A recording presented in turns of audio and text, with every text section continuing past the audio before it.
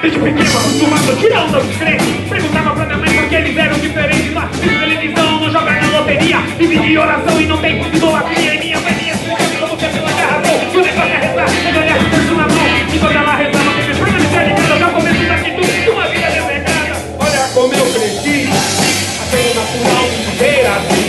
Tempo que eu perdi, deixando de sentir o que hoje tá em mim.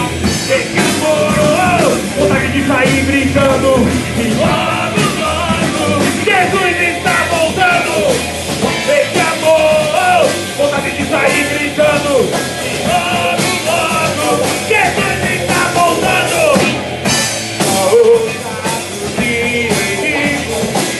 Quem te convence é o Espírito Santo. E logo é do jeito o Evangelho anunciando. Eu já fui funk, agora eu tô crente sim. É que na verdade Cristo está na tua frente. Mas por isso na igreja a Bíblia é meu assistente. Eu já fui funk, agora eu tô crente sim. É que na verdade Cristo está na tua frente. Mas por isso na igreja a Bíblia é meu assistente. Porque ela ilumina nem as trevas escurecem. As trevas não? A luz livra do futuro. E aí, amiguinho, você fica estudando o sermão, tirando ele pra lote, né? Então, se liga, é mais ou menos assim, ó.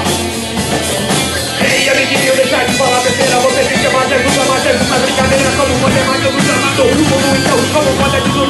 Continua o sermão. Minha tempo é renunciar sua vida todo dia nos pensamentos da terra. Sua ideologia, tecnologia, afastava a minha vida de Jesus. Orgulho caiu por terra, agora eu vejo luz. Olha como eu cresci, achando natural viver assim. Que eu perdi, deixando de seguir o que eu me traz.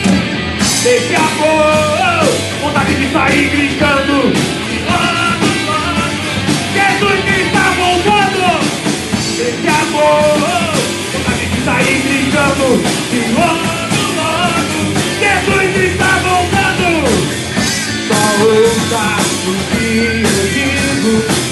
Quem te convence é o Espírito Santo. E logo, logo é no texto o Evangelho anunciando.